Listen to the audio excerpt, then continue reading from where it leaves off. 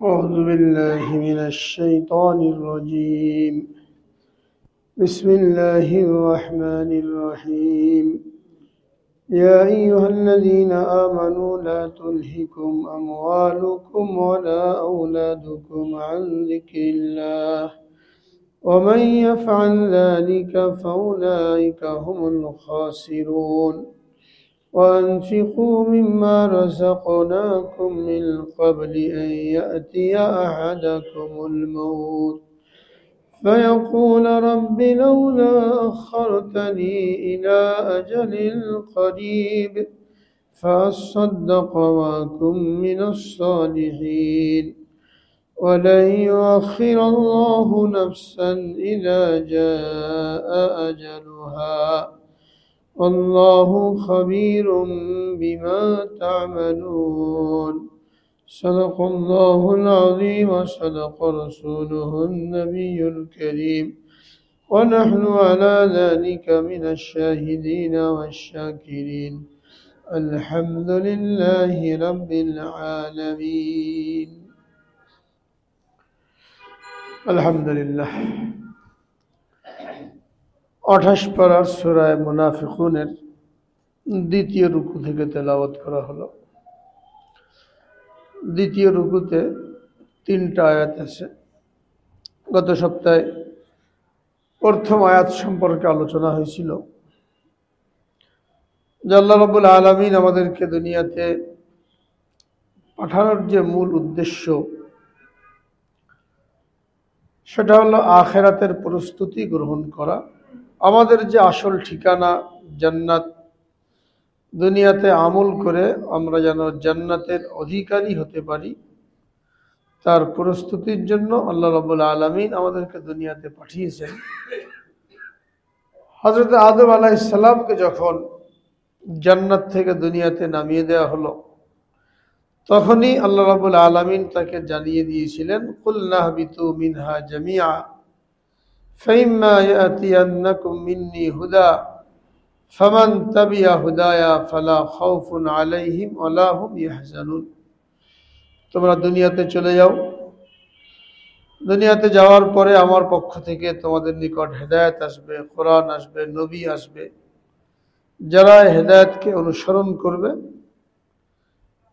তাদের দুনিয়ার জিন্দেগিতে কোনো পেরেশানি থাকবে না, আখিরাতে আসতে কোনো ভয় কাজ করবে না।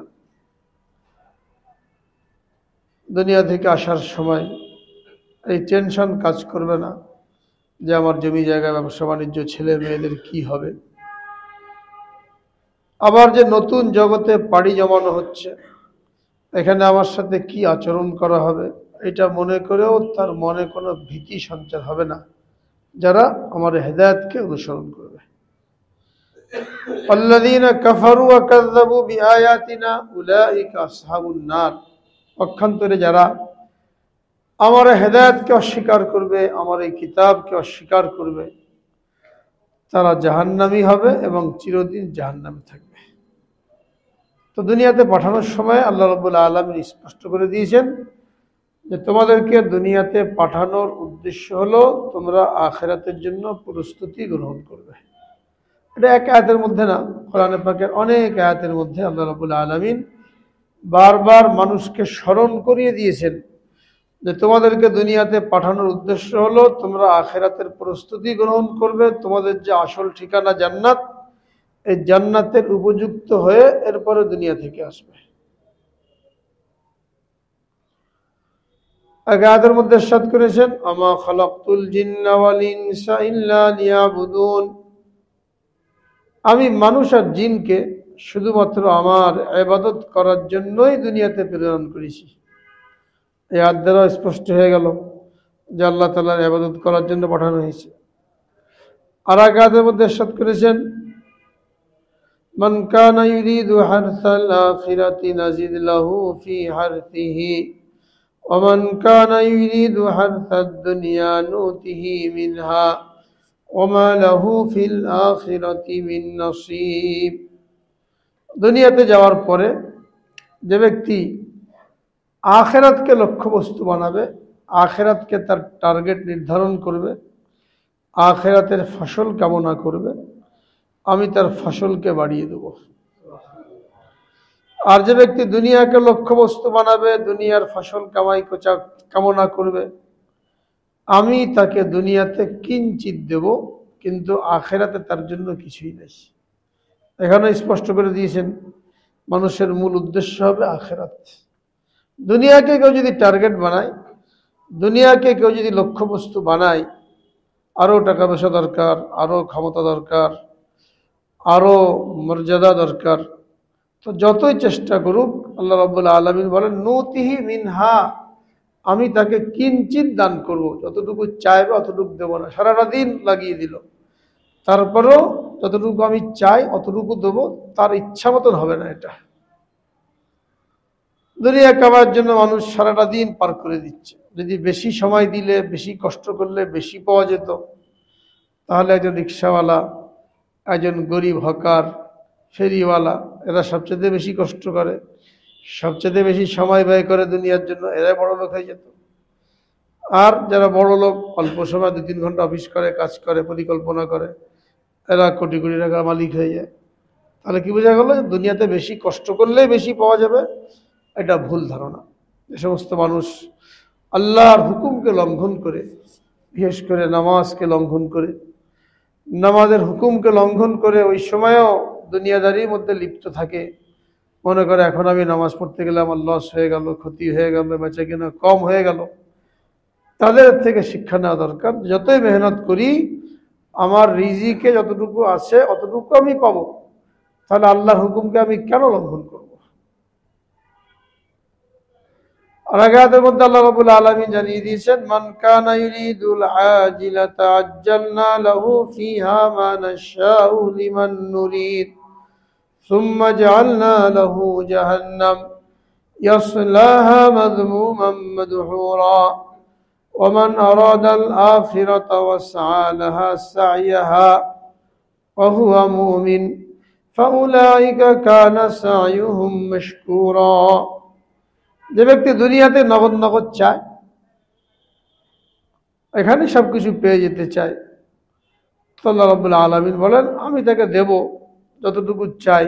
আজ্জালনা লাহু ফিহা মা নাশাউ লিমান নুরিদ, দুনিয়াতে চেয়েছিল, দুনিয়াকে লক্ষ্যবস্তু বানিয়েছিল, দুনিয়ার জন্য সবকিছু করেছিল, তো আজ্জালনা লাহু ফিহা মা নাশা, তার ইচ্ছা মতন দেব না, আমার ইচ্ছা মতন দেব, যতটুকু আমি দিতে চাই। এরপরে কি হবে? সুম্মা জাআলনা লাহু জাহান্নাম, এরপর তার জন্য জাহান্নাম অবধারিত। ইয়াসলাহা মাযমুমান মাদহুরা, সেখানে ধিক্কৃত, নিগৃহীত, লাঞ্ছিত অবস্থায় জ্বলতে থাকবে জাহান্নামের আগুনে। পক্ষান্তরে আমান আরাদাল আখিরাতা ওয়া সা'লাহা সা'য়াহা, যে ব্যক্তি আখিরাতকে লক্ষ্যবস্তু বানালো, আখিরাতকে টার্গেট বানিয়ে তার জন্য আমল করতে শুরু করলো। শুধু বললেই হবে না যে আখিরাত চাই, বলার পরে কাজ শুরু করতে হবে, এবং এই কাজও ইচ্ছা মতো না, সা'লা সা'য়াহা, যেভাবে করা দরকার, অর্থাৎ সুন্নত তরিকা মতন, আল্লাহ রসুলের নির্দেশিত তরিকা মতন আখিরাতের জন্য মেহনত করবে। আল্লাহ রাব্বুল আলামিন বলেন ফাউলাইকা কানা সা'য়ুহুম মাশকুরা, তাদের এই মেহনতকে সাদরে গ্রহণ করা হবে, সসম্মানে গ্রহণ করা হবে, এবং এর বিনিময় তাকে দেওয়া হবে।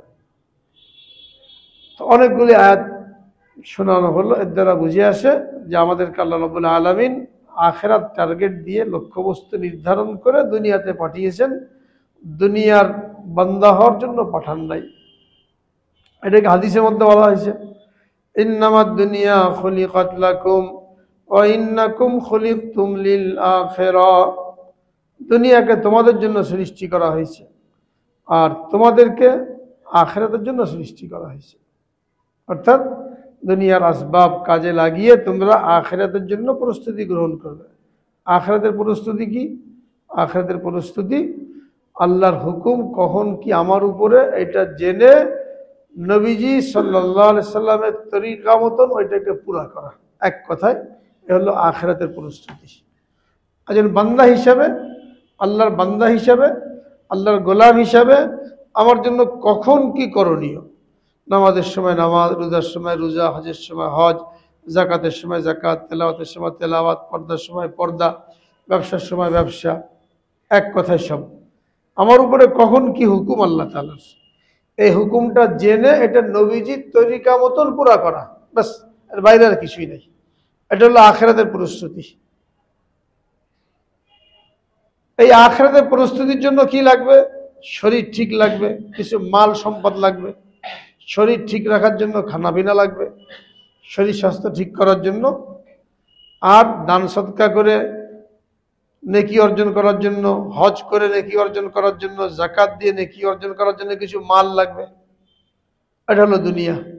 এইগুলো আল্লাহ রাব্বুল আলামিন দিয়েছেন। হালাল পথে কামাই করো, হালাল জিনিস ভক্ষণ করো, শরীর ঠিক রাখো, এই দিয়ে নামাজ কালাম করো। হালাল পয়সা যে আমার কামাই করবে, নিজের জন্য খরচ করো, আল্লাহর ব্যাংকে জমা করো।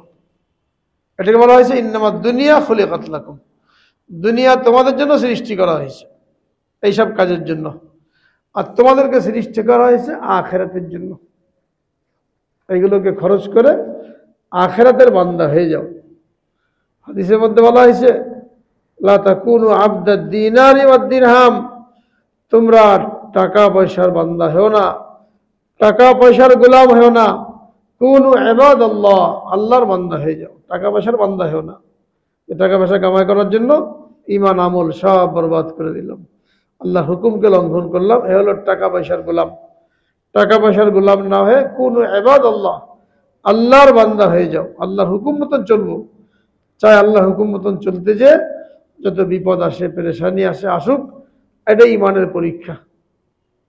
আল্লাহর হুকুম মতন চলতে চাইলাম, কোনো কষ্ট করলাম না, ঘাম ঝরালাম না, রক্ত ঝরালাম না, তাহলে তো আর আল্লাহর বান্দা হয়ে যাবে না। আল্লাহর বান্দা হওয়ার জন্য আল্লাহর হুকুম মানতে হবে। আল্লাহর হুকুম মানতে হলে বিভিন্ন কষ্ট আসবে, যেটা আল্লাহ রাব্বুল আলামিন দ্বিতীয় পারার দ্বিতীয় পৃষ্ঠার মধ্যে বলেছেন, ওয়ালানাবলুওয়ান্নাকুম বিশাইইম মিনাল খাউফি ওয়াল জু'i ওয়া নাকসিম মিনাল আমওয়ালি ওয়াল আনফুসি ওয়াস সামারাত, তোমাদেরকে আমি পরীক্ষা করব জান মালের কষ্ট দ্বারা, ফল ফলাদির কষ্ট দ্বারা, নষ্ট দ্বারা, সন্তান সন্ততিকে পরীক্ষার মধ্যে ফেলার দ্বারা তোমাদেরকে আমি যাচাই বাছাই করব কে আমার ফয়সালার উপরে সন্তুষ্ট থাকে।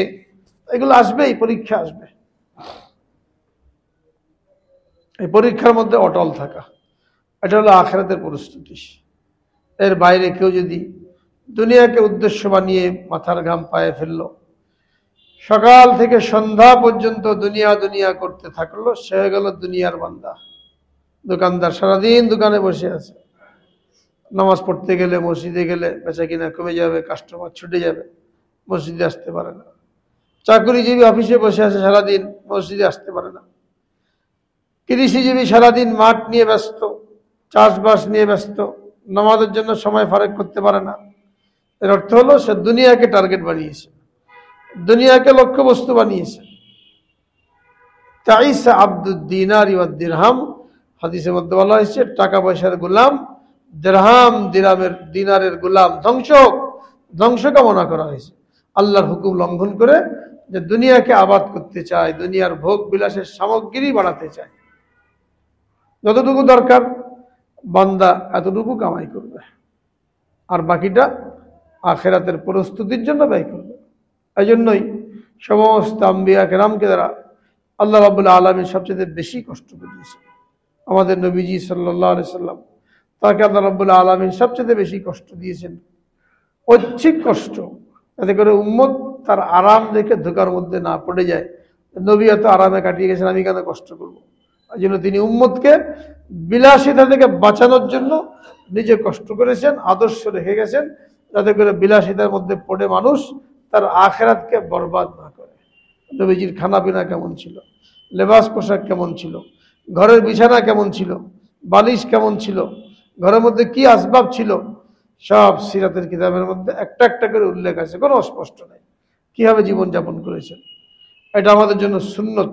ওই পথ অবলম্বন করলে সে ব্যক্তি নবীজির সাথে মিলিত হবে। হযরত আবু বকর সিদ্দিক রাদিয়াল্লাহু তাআলা আনহু, হযরত ওমর ফারুক রাদিয়াল্লাহু তাআলা আনহু, নবীজির পরে তারা যখন খলিফা হলেন,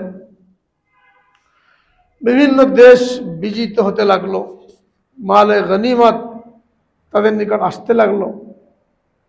খাওয়ার সময় বিভিন্ন রকমের তরি তরকারি আর কত রকমের নাজ ও নিয়ামত, এইগুলো দেখে তারা ক্রন্দন করতেন যে না জানি আমরা যে কষ্ট করলাম দিনের জন্য তার ফল আমাদেরকে দুনিয়াতেই দিয়ে দেওয়া হলো কিনা। ক্রন্দন করতেন এবং ভয় করতেন নবীজি যে পথে চলে আল্লাহর সাথে মোলাকাত করেছেন, আমরা এই দুনিয়ার মধ্যে পড়ে আসবাবের মধ্যে পড়ে সেই পথ থেকে বিচ্যুত হয়ে যায় কিনা বারবার তারা ভয় করতেন যে আমাদেরকে যে পথে রেখে গেছেন কষ্টের পথে, কৃচ্ছতার পথে, না জানি এই ভোগ বিলাসের সামগ্রী গ্রহণ করে আমরা সেই পথ থেকে চলে যাই কিনা। নিজের আলোচনা করতেন, আফসোস করতেন, ভয় করতেন যদি ওখান থেকে সরে যাই তাহলে হয়তো নবীজির সাথে আর আমাদের মোলাকাত হবে না, আমরা মিলিত হতে পারবো না। সবসময় নিজেকে কন্ট্রোল করে চলতেন। তাহলে বুঝে গেল আমাদেরকে দুনিয়াতে পাঠানোর মূল উদ্দেশ্য হলো আখিরাত, আখিরাতের জন্য প্রস্তুতি গ্রহণ করা। এখন এই আখিরাতের প্রস্তুতির পথে বাধা কি আমাদের জন্য?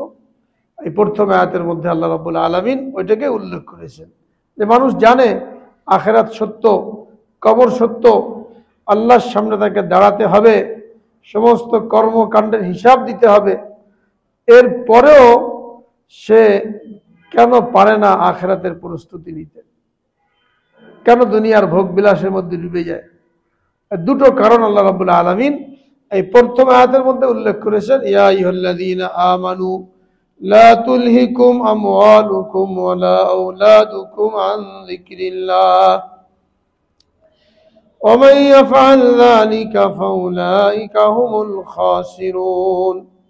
ঈমানদারদেরকে সম্বোধন করে বলেন, হে ঈমানদারগণ, তোমাদেরকে যেন তোমাদের মাল সম্পত্তি এবং সন্তান সন্ততি আল্লাহর স্মরণ থেকে, আখিরাতের প্রস্তুতি থেকে গাফেল না করে, উদাসীন না করে।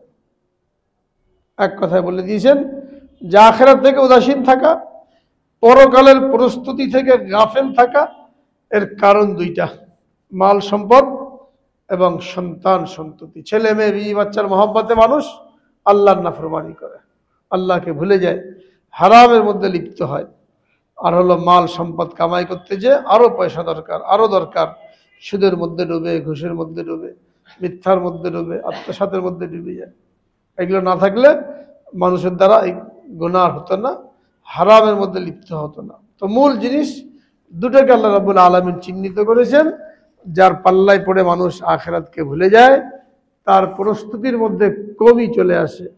একটা হলো মাল, একটা হলো সন্তান সন্ততি। এবং এটাই বাস্তব, সকলে জানি আমরা, মানুষ যে গুনার মধ্যে লিপ্ত হয়, মাল কামাই করতে জানে যে হারাম, ঘুষ নেওয়া হারাম, এটা সবাই জানে, সুদ খাওয়া হারাম, দেওয়া হারাম, এটা সবাই জানে, কারো মাল আত্মসাৎ করা এটা হারাম, মিথ্যা সাক্ষী দিয়ে মিথ্যা কথা বলে কারো কোনো জিনিসকে নেওয়া এটা হারাম, গুনাহ, এটা আমরা সকলে জানি। যে মুসলমান সে জানে, হয়তো মুসলিম জানে না, কিন্তু মুসলমান সবাই জানে সুদ খাওয়া যাবে না, ঘুষ নেওয়া যাবে না, মিথ্যা বলা যাবে না, আত্মসাৎ করা যাবে না, ফাঁকি দেওয়া যাবে না, ভেজাল দেওয়া যাবে না, 2 নম্বরই করা যাবে না, এইভাবে কামাই করলে সবগুলো হারাম হয়ে যাবে, এটা জানে।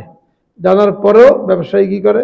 ভেজাল দেয়, চালের মধ্যে ভেজাল দেয়, চিনির মধ্যে ভেজাল দেয়, হলুদের মধ্যে, মরিচের মধ্যে ভেজাল দেয়, যত রকমের খাদ্যদ্রব্য আছে, মুখরোচক যত জিনিস আছে, যদি কারখানার মধ্যে চলে যান, ওখানে কোন পরিবেশে আর কিভাবে তৈরি হয় এটা স্পষ্ট। মাঝে মাঝে মোবিল কোড যায়, মোবাইল কোড ধরে, কি দিয়ে কি বানানো হচ্ছে? ঘি বানানো হচ্ছে, 1 নম্বর ঘি। কি দিয়ে বানানো হচ্ছে? দুধ বানানো হচ্ছে, কেক বানানো হচ্ছে, রুটি বানানো হচ্ছে, আসল জিনিস কিছুই নেই, সব ভেজাল। এই যে গুড় খাওয়াচ্ছে, গুড়, গুড়, খেজুরের গুড়, কি সুন্দর সেন্ট। সাভারে ওখানে কোন কারখানা আছে, দৈনিক 2-3টি গুড় তৈরি হয়, এর মধ্যে গুড়ের কিছুই নেই। কি দিয়ে বানিয়ে সারা দেশে চলে যাচ্ছে, 250 টাকা 300 টাকা গুড় বিক্রি হচ্ছে। খেজুরের গুড় রস বলতে কিছুই নাই এখানে, বাঘাবাড়ির ঘি নাম দিয়ে ঘি বানানো হচ্ছে। এখানে কি তেলের গাছ, শ্যাম্পু, এরপরে খোল, হ্যাঁ, এই সমস্ত দিয়ে ফ্লেভার দিয়ে ঘি তৈরি হচ্ছে। 700 টাকা 800 টাকা কেজি, 1000 টাকা কেজি। প্রত্যেকটা জিনিস যদি ভিতরে চলে যাওয়া হয় তাহলে দেখা যাবে কোন পরিবেশে কি জিনিস তৈরি করা হচ্ছে। সবাই জানে এটা হারাম, মানুষকে ভেজাল খাওয়ানো, ভেজাল দিয়ে টাকা পয়সা কামাই করা, সুদি কারবার করা হচ্ছে, এগুলো কেন করা হয়? টাকা পয়সা কামাই করার জন্য। আচ্ছা, লোকে লোন নিয়ে বাড়ি বানাচ্ছে, দুটো জায়গা আছে, একটা লোকে মনে করেন, বা তিনটে জায়গা আছে, একটা জায়গা বিক্রি করে ওই টাকা দিয়ে আর একটা জায়গায় বাড়ি বানাতে পারে, 5 তলা বা 10 তলা। সে কি মনে করে, ব্যাংক থেকে লোন যখন পাওয়া যাচ্ছে ওইটা দিয়ে এটা বানাই, এরপরে ওইখানেও বানাবো, দুটো বাড়ির মালিক হয়ে গেলাম। একটা বাড়ির মালিক হলে হবে না, দুটো বাড়ির মালিক হয়ে গেলাম। অথচ একটা জায়গা বিক্রি করে আর একটা জায়গার মধ্যে বাড়ি বানাতে পারতো, কিন্তু ব্যাংক থেকে লোন নিয়ে সুদ নিয়ে বাড়ি বানাচ্ছে। আল্লাহ না করেন ওই লোন শোধ করার আগে যদি মারা যায়, এই বাড়ি কমপ্লিট আগে যদি মারা যায়, এই সুদে আসলে কে শোধ করবে? ছেলে মেয়ে শোধ করবে? বাপ মারা গেছে, বিল্ডিং তৈরি করে গেছে, থাকতেও পারে নাই, লাশ এখনো দাফনও হয় নাই, ছেলে মেয়ে কাড়াকাড়ি শুরু হয়ে গেছে, কে কোনটা নেবে, কোন অংশ নেবে, হ্যাঁ, মারামারি শুরু হয়ে গেছে, দাফন হয়ে পড়ে না এখনো। এই যে ছেলে মেয়ের জন্য করলাম সুদে ঋণ নিয়ে, 1 পয়সা সুদ খাওয়া, 1 পয়সা সুদ দেওয়া, নিজের মায়ের সাথে 36 বার জিনা করার সমতুল্য গুনাহ। সবাই জানে এটা। তারপরেও ব্যাংক থেকে লোন সুদে নেওয়া হচ্ছে, যেখানে না নিলেই না, এটা আলাদা কথা। যারা বাড়ি গাড়ি করে, একটা বিল্ডিং আপনি বানাচ্ছেন, 1 তলা বিক্রি করেন, 1 তলা বিক্রি করলে ওই টাকা দিয়ে বাকি বাড়ি বানানোর কাজ হয়ে যায়। আমার বাড়িতে অন্য কারো মালিকানা থাকবে না, অন্য কারো অংশ থাকবে না, আমি পুরো বাড়ির মালিক। 10 তলা বাড়ি বানিয়েছেন, 1 তলা বিক্রি করলে আস্তে আস্তে কি করা যেত, ওই টাকা দিয়ে বাড়ি বানানো যেত। এই হালাল পথে যাবে না, হারাম পথে যাবে। কার জন্য? ছেলে মেয়ের জন্য। কিন্তু যে করলো সে মারা গেলে ওই ছেলে মেয়েরা দেখা যায় শোধও করে না, বাপ ঋণ করে সে করুক, আমরা শোধ করবো না। উনি তো সুদী ঋণ করে মারা গেলেন। ছেলে মেয়ে যদি ভালো হয় তাহলে তো ভালো, না হলে তারা এই বাপের দায়ভার গ্রহণ করবে না। তাহলে আমি হারার মধ্যে কেন লিপ্ত হলাম? সন্তানের মহব্বতে, মালের মহব্বতে আরো বেশি কামাই করতে হবে। জীবনে পরিবর্তন আনতে পারি না কেন? লোকেরা কি বলবে, সন্ততি কি বলবে? ও তো জানি এটা গুনাহ। গুনাহ জানার পরেও এই কাজটা করে যাচ্ছে। পর্দা করতে হবে, আল্লাহ রাব্বুল আলামিন জানিয়ে দিয়েছেন স্পষ্টভাবে। মহিলা যখন ঘর থেকে বের হবে তখন যেন তারা কি করে, চেহারার উপরে লম্বা কাপড়কে ঝুলিয়ে দেয়, এইভাবে পর্দা করে তাদেরকে কি করতে বলা হয়েছে, বের হতে বলা হয়েছে ঘর থেকে। কিন্তু সেখানে কি দেখা যায়, যে স্ত্রীকেও বেপর্দার মধ্যে রাখলো, স্ত্রীও বেপর্দা, মেয়েকে পড়াচ্ছে স্কুল কলেজে, সেখানেও বেপর্দা। কি জন্য? ইস্টাবলিশ করতে হবে, ডাক্তার বানাতে হবে, উকিল বানাতে হবে, বিবির সৌন্দর্য মানুষকে দেখাতে হবে, এগুলো করে বেপর্দা রাখলো। স্বামীও জানে বেপর্দা হারাম, বাইরে যাওয়া, পরপুরুষকে চেহারা দেখানো হারাম। ওই মহিলাও জানে আল্লাহ তাআলা পর্দাকে ফরজ করে দিয়েছেন। এটা জানার পরেও সে পর্দা করতে পারে না, নিজের চেহারা বাইরে দেখিয়ে বেড়া, মার্কেটে যায়, দোকানে যায়, মেয়েদেরকে পড়াচ্ছে স্কুল কলেজে। কি করা হচ্ছে? জাহান্নামে ঠেলে দেওয়া হচ্ছে। গোড়ালির নিচে প্যান্ট পরা হারাম, এটা সবাই জানে। হাদিসের মধ্যে বলা হয়েছে, মা আসফালা মিনাল ইজারি মিনাল কাবাইন ফাফিন্নার। গোড়ালির নিচে প্যান্ট পায়জামা লুঙ্গির যে অংশ পরা হবে ওটা জাহান্নামের আগুনে জ্বলবে। সবাই জানি আমরা, কোনো মজা নাই, কোনো লাভ নাই, গুনাহ বেলাজ্জাত। তারপরে প্যান্ট যখন বানাই, পায়জামা যখন বানাই, গোড়ালির নিচে রাস্তা পরিষ্কার করেছি। নামাজের সময় একটু ভাঁজ করে নিয়ে দেখালাম আমি খুব মুসল্লি, খুব মুত্তাকি। তো নামাজের ভিতরে যে হুকুম, নামাজের বাইরেও সে হুকুম। গোড়ালি খোলা রাখা এটা নামাজের বাইরেও যেমন জরুরি, নামাজের ভিতরেও জরুরি। নামাজের সময় ভাঁজ করে নিলাম, নামাজের বাইরে গোড়ালি ঢাকলাম। ইহুদি খ্রিস্টানদেরকে অনুসরণ করতে যায়, টাইট করে প্যান্ট বানালাম। এর ক্ষতিটা কি হলো? কোত্থেকে আসছে? এটা ইহুদি খ্রিস্টান থেকে আসছে। যারা টাইট প্যান্ট পরে কতগুলো ক্ষতি দেখেন। একটা পেশাব পায়খানা ক্লিয়ার হয় না, শারীরিক ক্ষতি। পেশাব করতে বসতে খুব কষ্ট, দাঁড়ায় করা লাগে। দাঁড়ায় করাটা হারাম। বিনা কারণে দাঁড়িয়ে পেশাব করলে ছিটা গায়ে এসে লাগবে। কবরের মধ্যে আযাব, এটা পেশাবের কারণে সবচেয়ে বেশি আযাব, পেশাব থেকে না বাঁচার কারণে। যারা ঢিলা ঢালা পায়জামা কিংবা প্যান্ট পরলো না, টাইট পরলো, বসা খুব কঠিন। আর যদি বসেও তারপরে কি হবে না, ক্লিয়ার হবে না। ওই অবস্থায় চলে আসলো, অজু করতে বসলো, পেশাব টপকাতে থাকলো, কাপড় নষ্ট হলো, শরীর নষ্ট হলো, ওই অবস্থায় নামাজ পড়লো, তো নামাজ হলো না। এটা কেন করেছি? ইহুদি খ্রিস্টানদের অনুসরণ করতে যে। নবীজি সুন্নত কি ছিল? ঢিলা ঢালা পোশাক পরো, যাতে করে তুমি সাবলীল ভাবে চলতে পারো, কোনো অসুবিধা না হয়। ঢিলা ঢালা পোশাক এটা পছন্দ হয় না। মহিলাদের জন্য ছিল ঢিলা ঢালা, পুরুষের জন্য ঢিলা ঢালা, শরীরে কোনো অবয়ব যেন প্রকাশ না পায়। কিন্তু এখানে আমরা ইহুদি অনুসরণ করতে যে এখানে পদে পদে হুকুম লঙ্ঘন করেছি, নামাজও পড়তে পারছি না। আরো এরকম যদি উদাহরণ দেওয়া হয়, জানি গুনাহ, কিন্তু তারপরেও এই ছেলে মেয়ের কারণে, বিবির কারণে, বা টাকা পয়সা আরো দরকার, এই কারণে ওই গুনাহ থেকে বাঁচতে পারি না। এটা মানুষ মনে করেন, এটা কতবার বলা হয় যে জিনিসগুলো ওয়াজিব, তরক করা হারাম, এটা হলো সুন্নত। হয়তো আমার ইমানের দুর্বলতা, সুন্নতের উপরে আমল করলাম না, তা নবীজির সুপারিশ থেকে বঞ্চিত হলাম। সুন্নতের উপরে আমল করলেই নবীজির সুপারিশ পাওয়া যাবে। যে যত বেশি সুন্নতের অধিকারী, সে তত বেশি নবীজির নৈকট্য অর্জনকারী। যে যত বেশি সুন্নত থেকে দূরে, সে তত বেশি নবীজির শাফাত থেকে দূরে। আর কিয়ামতের ময়দানে নবীজির শাফাত ছাড়া হাউজে কাউসারে পানিকে পান করতে পারবে না, সে পার হতে পারবে না। এখন তালাশ করে করে সুন্নতগুলোকে লঙ্ঘন করেছি, ইহুদি খ্রিস্টানদের তরিকাকে অবলম্বন করেছি, এটা ইমানে কমজোরি, ঠিক আছে। কিন্তু যেগুলো ফরজ কিংবা ওয়াজিব, এটা তো অবশ্যই করতে হবে, তরক করলে কবিরা গুনাহ। যেমন পর্দার কথা বললাম, এটা ফরজ, তরক করলে কবিরা গুনাহ। আর যদি অস্বীকার করতে, ঈমান থাকবে না। কোরআন পাকের মধ্যে এক জায়গায় একটা সূরা আল্লাহ রাব্বুল আলামিন নাযিল করেছেন পর্দার হুকুম দিয়ে। 3 জায়গায় পর্দার হুকুম সম্পর্কিত আয়াত আল্লাহ রাব্বুল আলামিন নাযিল করেছেন। সূরা নিসার মধ্যে, সূরা নূরের মধ্যে, সূরা আহজাবের মধ্যে। এখন কেউ যদি এটাকে অবজ্ঞা করে, অস্বীকার করে, তুচ্ছ-তাচ্ছিল্য করে পর্দার বিষয় নিয়ে, তাহলে ঈমান থাকবে? ঈমান থাকবে না। এটা গুরুত্বপূর্ণ বিষয়। রাসূল আকরাম সাল্লাল্লাহু আলাইহি সাল্লামের তরিকা হলেও হুকুমের দিক দিয়ে ওয়াজিব। অনেকে ভুল বোঝে। সেটা হলো কি, পুরুষকে আল্লাহ রাব্বুল আলামিন দাড়ি দ্বারা সৌন্দর্য দান করেছেন, আর মহিলাদেরকে চুল দ্বারা সৌন্দর্য দান করেছেন।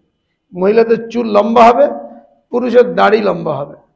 পুরুষের জন্য দাড়ি কাটা যেমন হারাম, মহিলাদের জন্য চুল কাটা হারাম। যারা বব কাটিং করে, স্বাভাবিক চুল কোমর পর্যন্ত, এর নিচে যদি নামে তাহলে কাটতে পারে, কিন্তু কোমর পর্যন্ত স্বাভাবিক চুল থাকে, এটাকে এই অবস্থায় রাখতে হবে।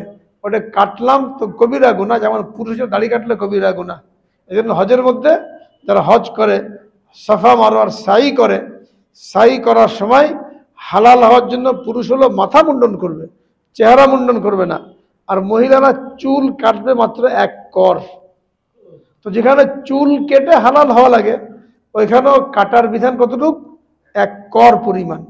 তা এর বাইরে অন্য সময় যেখানে কাটার বিধান নাই, ওখানে একবারে কেটে বব কাটিং করে ফেললো, তো গুনাহ না এটা? অনেক মহিলারা করে, পুরুষের মতন সাজে, চুল কেটে ফেললো, বব কাটিং করলো, বা আর একটু নিচে করলো বাবরির মতন। আবার পুরুষ কি করলো? দাড়ি কেটে মহিলাদের মতন হয়ে গেল। আল্লাহ রাব্বুল আলামিন দিয়েছে। আমরা ভুলটা কোত্থেকে করি? অনেকে মনে করে সুন্নত, কিন্তু দাড়ি রাখা নবীজির সুন্নত, এই সুন্নত মনে করে ভুলটা করি আমরা। এখানে সুন্নত মানে হলো নবীজির তরিকা। নবীজির সব তরিকা সুন্নত, কিন্তু হুকুমের দিক দিয়ে ওয়াজিব। নবীজির তরিকা, নবীজি করেছেন, এটা হুকুমটা কি? হুকুমটা হলো ওয়াজিব। কি ওয়াজিব? 1 মুষ্টি হওয়া লাগবে, এদিকে 1 মুষ্টি, এদিকে 1 মুষ্টি, এদিকে 1 মুষ্টি। যদি কাটতে চায় এরকম 1 মুঠ ধরার পরে কাটতে পারবে। 1 মুঠ হওয়ার আগে কাটা ছাটা একই রকম গুনাহ। যারা ক্লিন শেভ করলো এদেরও যে গুনাহ, যারা ফ্রেঞ্চ কাট করলো এদেরও গুনাহ, যারা 1 মুষ্টির আগে কাটলো একই রকমের গুনাহ। অথচ এটা আমরা এই গুনাহটা করে চলি কি মনে করে? এটা সুন্নত, করলে করলাম, না করলে না করলাম। কিন্তু এটা সেই সুন্নত না, এটা তো ওয়াজিব। বেতনের নামাজ পড়া যেমন ওয়াজিব, ঈদের নামাজ পড়া যেমন ওয়াজিব, সদকায়ে ফিতর দেওয়া যেমন ওয়াজিব, এটাও রাখা ওয়াজিব। সুন্নত মনে করে ভুলটা করছি। আরে ভুলটা করছি কি জন্য? বিবিকে খুশি করার জন্য। স্ত্রী পছন্দ করে না, আর তোমাদের কেমন জঙ্গলের মতন দেখা যাবে, ক্ষেতের মতন দেখা যাবে, সেকালে দেখা যাবে। কোন স্ত্রীর কথা বলে দাঁড়িয়ে রাখলে জঙ্গলের মতন দেখা যায়, ক্ষেতের মতন দেখা যায়, ওই স্ত্রীর তো ইমানই নাই, তার সাথে ঘর সংসারই করা যাবে না। ছেলে মেয়ে যদি বলে আব্বা কি করে সেটা একেবারে তোমাকে জেএমবির মতো দেখা যাচ্ছে, কেটে ফেলো এটা, হ্যাঁ, তো ছেলে মেয়ের কথা বলা যাবে? এই আমরা করলাম কি জন্য? ছেলে মেয়ের মহব্বতে, বিবির মহব্বতে, স্ত্রীর মহব্বতে নবীজির তরিকার উপরে ছুরি চালালাম। রাসূল আকরাম সাল্লাল্লাহু আলাইহি সাল্লামের যুগে আরবের বড় বড় কাফের, এদেরও মুখ ভর্তি দাড়ি ছিল। আবু জাহাল বলেন, আবু লাহাব বলেন, সবার দাড়ি ছিল। 2 জন লোক আসছিল ইরান থেকে নবীজির খেদমতে। ইরানের বাদশার চিঠি নিয়ে আসছিল দূত হিসাবে। এদের মুখে দাড়ি ছিল না। এই প্রথম আরবের লোক দাড়ি ছাড়া লোক দেখলো।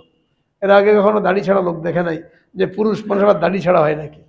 এই 2 জন যখন আসছে দাড়ি ছাড়া, নবীজি দেখে আশ্চর্য হলো, তোমাদেরকে কে বলেছে এটা চেহারা বিকৃত করার জন্য? কে নির্দেশ দিয়েছে? তারা বললো আমাদের বাদশার নিয়ম, অর্ডার, দাড়ি রাখতে পারবে না। নবীজি বললেন আমার বাদশাহ আল্লাহ, তার অর্ডার দাড়ি কাটতে পারবে না। এরপরে থেকে চেহারা ঘুরিয়ে নিয়েছেন, তাকান না এদের দিকে, চেহারা ঘুরিয়ে নিয়েছেন, তাকান না।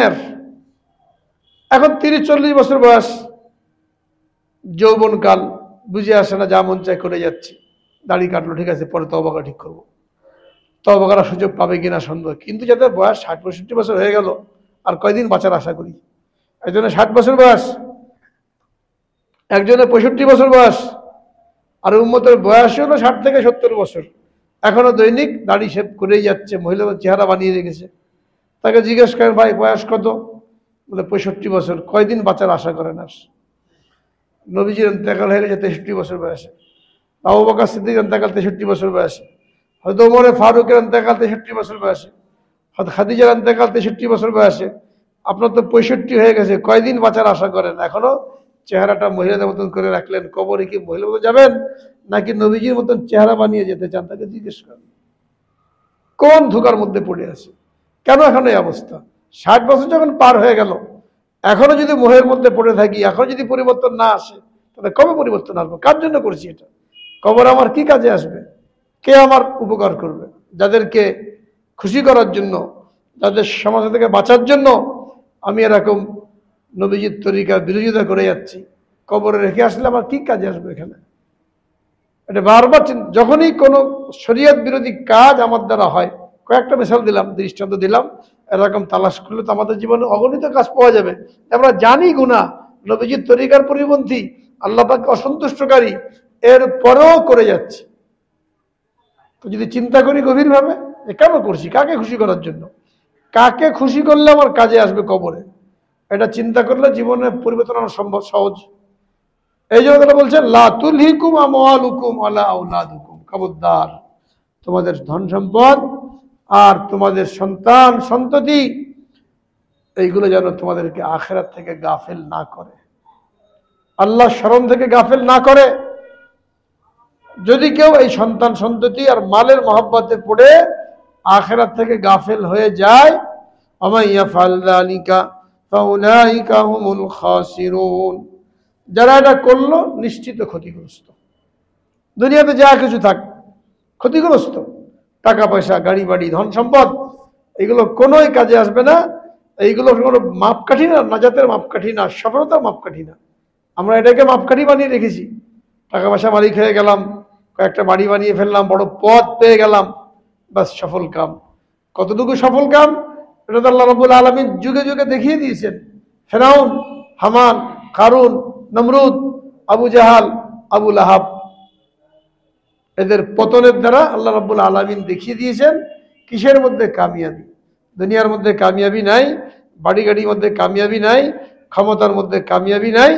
যদি কামিয়াবি থাকতো এরা কামিয়াব হয়ে যেত, এবং মানুষ যেন ওইটাকে দূর মনে রাখা। ফেরাউন কবে কি হয়েছিল, হ্যাঁ, এটা যেন মনে না করে। তো প্রত্যেক যুগে ফেরাউন থাকে, আল্লাহ রাব্বুল আলামিন প্রত্যেক যুগে ফেরাউনের পতন ঘটান। কারোর দেরিতে হয়, কারোর আগে হয়, এর থেকে শিক্ষা না নিই আমরা, ওটাকেই মনে করি। প্রত্যেক যুগে ফেরাউন থাকে। ফেরাউনের সময় যেমন মানুষের উপরে অত্যাচার করা হয়েছে, বনী ইসরায়েলের উপর অত্যাচার করা হয়েছে, এখনকার যারা নব্য ফেরাউন, এরা কত অত্যাচার করে, সব খবর বের হচ্ছে না? ওলামায়ে কেরামকে ধরে ধরে অন্ধকার প্রকোষ্ঠে বন্দী করা হয়েছে, নির্যাতন করা হয়েছে, রিমান্ডে নেওয়া হয়েছে। কেন? হক কথা বলার কারণে। অসংখ্য ওলামায়ে কেরাম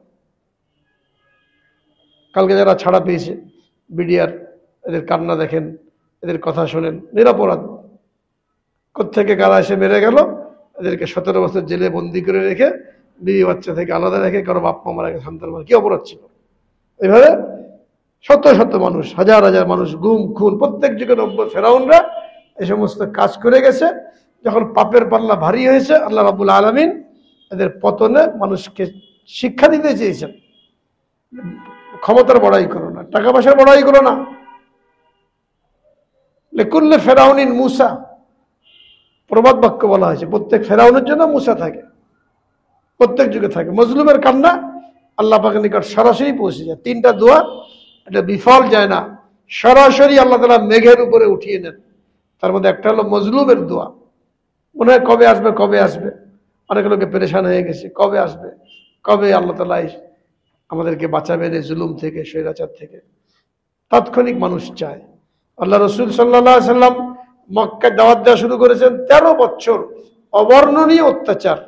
মদিনায় এসে আরো 2 বছর, 15 বছর পরে যে কি হয়েছে, আবু জাহালের পতন হয়েছে, আবু লাহাবের পতন হয়েছে, হ্যাঁ, বড় কাফেরদের পতন হয়েছে। আর আমরা কি চাই? 2-1 বছরের মধ্যে পতন চাই। হবে? আবু জাহালের, আবু লাহাবের পতন 15 বছর পরে হয়েছে, যারা আল্লাহ রসুলের উপর হাত তুলেছে, সাহাবা কেরামকে অত্যাচার করেছে। তো এরকম একটা সময় থাকে নির্ধারিত আল্লাহ তাআলার পক্ষ থেকে। ওই সময়টা পার হলে পাকড়াও আসে। যুগে যুগে দেশে দেশে আল্লাহ রাব্বুল আলামিন পাকড়াও করে দেখিয়ে দিয়েছেন। কাজে কেউ যেন ক্ষমতা, গাড়ি বাড়ি, টাকা পয়সা এইগুলোকে মাপকাঠি মনে না করে সফলতার। অমাইয়াফাল যালিকা ফাউলাইকা হুমুল খাসিরুন। যারা এগুলো করবে, সন্তান সন্ততির মহব্বত, সম্পদের মহব্বত, এইগুলোর মধ্যে যারা লিপ্ত হয়ে দুনিয়াকে তার টার্গেট বানালো, লক্ষ্যবস্তু বানালো, আল্লাহ রাব্বুল আলামিন বলেন এরাই প্রকৃত ক্ষতিগ্রস্ত। যদিও দুনিয়ার মানুষ তাকে কি মনে করে? কামিয়াব মনে করে। এত বড় ক্ষমতা ধর, দুনিয়ার লোক কামিয়াব মনে করতে পারে। আল্লাহ রাব্বুল আলামিন বলেন ক্ষতিগ্রস্ত। আসল কামিয়াবকে ফামান যুহজিয়া আনিন নার ওয়া উদখিলাল জান্নাতা ফাকাদ ফাজ ওয়ামাল হায়াতুদ দুনিয়া ইল্লা মাতাউল গুরুর। এই আয়াতের মধ্যে আল্লাহ রাব্বুল আলামিন জানিয়ে দিয়েছেন, যাকে জাহান্নাম থেকে বাঁচিয়ে নেওয়া হলো আর জাহান্নামে প্রবেশের অনুমতি দিয়ে দেওয়া হলো, ফাকাদ ফাজ, এই ব্যক্তি কামিয়াব। দুনিয়াতে কি ছিল না ছিল, এটা কোনো কামিয়াবির মাপকাঠি না। সেটা দামি আল্লাহ পাকের নিকট। এটা বলে দিয়েছেন ইন্না আকরামাকুম ইনদাল্লাহি আতকাকুম। সবচাইতে দামি মানুষ, যার অন্তরে আল্লাহর ভয় বেশি, তাকওয়া বেশি, সে দামি মানুষ। দুনিয়ার মানুষ তাকে কোনো দাম না দিক, তাকে কোনো মূল্যায়ন না করুক, আল্লাহর নিকট সেই দামি যার মধ্যে আল্লাহর ভয় সবচেয়ে বেশি। তো আল্লাহ রাব্বুল আলামিন যাকে কামিয়াব বলেছেন, ওই কামিয়াব। দুনিয়ার সমস্ত লোক তাকে ক্ষতিগ্রস্ত বলুক। আল্লাহ রাব্বুল আলামিন যাকে সম্মানী বলেছেন, ওই ব্যক্তি সম্মানিত। যা দুনিয়ার সমস্ত মানুষ তাকে বেইজ্জত বলুক, ছোট লোক বলুক, মূর্খ বলুক। হাদিসের মধ্যে বলা হয়েছে আল কাইয়িসু মান দানা নাফসাহু ওয়া আমিলা লিমা বাদাল মাউত ওয়াল আজিজু মান আতবা নাফসাহু হাওয়াহা ওয়া তামান্না আলাল্লাহিল আমানি। বুদ্ধিমানকে আর বেওয়াকুফকে এর সঙ্গে আল্লাহ রাব্বুল আলামিন বয়ান করে দিয়েছেন। বুদ্ধিমান ওই ব্যক্তি যে নিজের খায়সাতকে কুরবানি করে, মন চায় জিন্দেগিকে কুরবানি করে। কোনো কিছু করার আগে দেখে আল্লাহর হুকুম আছে কিনা, আল্লাহ রসুলের তরিকা আছে কিনা, এরপরে করে। ইচ্ছা মতন চলে না, মন চায় জিন্দেগি যাপন করে না, রব চায় জিন্দেগি যাপন করে। আমিলা লিমা বাদাল মউত, আর মৃত্যু পরবর্তী জীবনের জন্য প্রস্তুতি গ্রহণ করে। আর মূর্খ বেওয়াকুফ ওয়াল আজিজ মান আতবা নাফসাহু হাওয়াহা, যে নিজেকে খায়সাতের পিছনে ফেলে দিয়েছে, যা মন চায় ওইটাই করে। হারাম হালালে কোনো পরোয়া নাই। শখের তোলা 80 টাকা, যেটা ভালো লাগলো ওইটাই করলাম। হারাম কি হালাল কোনো দেখার প্রয়োজন নাই। আল্লাহর উপরে আশা রাখে আল্লাহ তো মাফ করে দেবেন। আল্লাহর হুকুম পালন না করে মাফির আশা করলাম হবে? আল্লাহর হুকুম পালন করতে হবে সাধ্য মতন। এরপরে যদি ভুল হয় তখন আল্লাহর কাছে মাফির আশা রাখবে। আল্লাহ তাআলা বান্দাকে কি বলে? ফাত্তাকুল্লাহ মাস্তাতাতুম, আল্লাহকে ভয় করে সাধ্য মতন। ভুল ভ্রান্তি হবে, চেষ্টা করতে হবে। মানলামই না আর আশা রাখলাম ক্ষমা পাওয়ার, তাহলে হবে না। এই জন্য বারবার চিন্তা করতে হবে যে আমার আখিরাতের প্রস্তুতির মধ্যে, যেহেতু আল্লাহ রাব্বুল আলামিন আমাদেরকে পাঠিয়েছেন আখিরাতের প্রস্তুতির জন্য, এই প্রস্তুতি আমার কতটুকু হচ্ছে এবং এই প্রস্তুতির পিছনে বাধা কতটুকু, আমার সন্তান সন্ততি সম্পদ আমার জন্য কতটুকু বাধা হয়ে দাঁড়াচ্ছে, এটা বারবার চিন্তা করতে হবে। আর এই চিন্তা একা একা করলে হবে না। এই চিন্তা করার জন্য, আত্মসমালোচনা করার জন্য, নিজের ভুল ভ্রান্তি খুঁজে বের করার জন্য হক্কানি ওলামায়ে কেরামের সাথে সম্পর্ক রেখে তাদের থেকে দিক নির্দেশনা নিয়ে চলতে হবে। একা একা চলতে গেলে হবে না।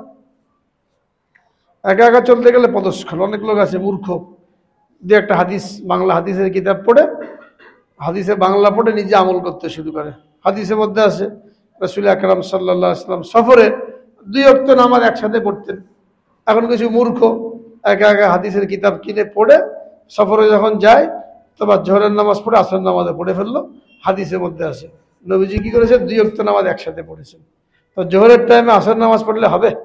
হাদিসে ব্যাখ্যা হলো যখন সফরে থাকতেন তো 2 ওয়াক্ত একসাথে পড়তেন, মানে জোহরের সময় সফর করতে করতে এমন সময় থামতেন জোহরের টাইম শেষ হয়ে যাচ্ছে, আসরের টাইম শুরু হচ্ছে, জোহর পড়লেন, আসরের টাইম হয়ে গেল, আসর পড়লেন, 2 ওয়াক্ত নামাজ পড়লেন 2 ওয়াক্তের মধ্যে। মাগরিবে সফর করতেই থাকতেন, যখন সময় শেষের দিকে থামতেন, মাগরিব পড়তেন, এরপরে ঈশার নামাজ শুরু হতো, ঈশার নামাজ পড়তেন।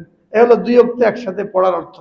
এরা উস্তাদের কাছে না পড়ে, আলেমের কাছ থেকে না শুনে এক এক হাদিস বাংলা পড়ে এখন কি করে, জোহরের টাইম আসর পড়ে ফেলে, মাগরিবের নামাজ পড়ে, ঈশার নামাজ পড়ে, আমি তো সফরে আছি। আল্লাহ পাকের হুকুম কি, ইন্না সলাতা কানাত আলাল মুমিনিনা কিতাবাম মাওকুতা, নির্দিষ্ট সময়ে নামাজ পড়া ফরজ। তো মাগরিবের টাইম ঈশা পড়লে হবে? জোহরের টাইম আসর পড়লে হবে? নবীজি 2 ওয়াক্ত পড়ার ব্যাখ্যা এটা দিয়েছেন মুহাদ্দিসিনে কেরাম, যে প্রথমটা পড়তেন শেষ ওয়াক্তে, পরেরটা পড়তেন কখন, শুরু ওয়াক্তে। উস্তাদের কাছে না পড়ার কারণে আমরা আমল করে যাচ্ছে, নামাজই হচ্ছে না। এরকম বহু মাসলা আছে যেটা হাদিসের বাহ্যিক শব্দ থেকে বুঝলে হবে না, এটা আলেমদের কাছ থেকে বুঝতে হবে, উস্তাদের কাছ থেকে বুঝতে হবে। এই জন্য আল্লাহ তাআলার নির্দেশ, ইয়া আইয়ুহাল্লাযীনা আমানুত্তাকুল্লাহ ওয়া কুনু মা'আস সাদিকিন, আল্লাহকে ভয় করো, আর এই ভয় পুরোপুরি লাভ করার জন্য সাদিকিন, সালেহিন, উলামায়ে কেরাম এদের সাথে উঠা বসা করো। ফাসআলু আহলায যিকরি ইন কুনতুম লা তা'লামুন, যেটা তুমি জানো না এটা আলেমদের কাছ থেকে জিজ্ঞেস করে নাও। আলেমরা হলো নায়েবে নবী, তাদের উপর দায়িত্ব দেওয়া হয়েছে দিনকে পৌঁছানোর, দিনকে বোঝানোর। তো আমি আমার আখিরাতের প্রস্তুতি ঠিক মতন করতে পারছি কিনা, কোনটা আমার পথে বাধা, এটা বোঝার জন্য, উপলব্ধি করার জন্য আমার উঠা বসা চলন বলন কার সাথে হবে, উলামায়ে কেরামের সাথে হবে। এদের কাছ থেকে জিজ্ঞেস করে করে মাঝে মাঝে নিজের অবস্থা তুলে ধরে যে আমি তো এইভাবে নামাজ পড়ি, এইভাবে চলি, এইভাবে কামাই করি, এইভাবে দান করি, ঠিক আছে কিনা তাদের কাছ থেকে জেনে নিয়ে আমল করে ঠিক মতন হবে।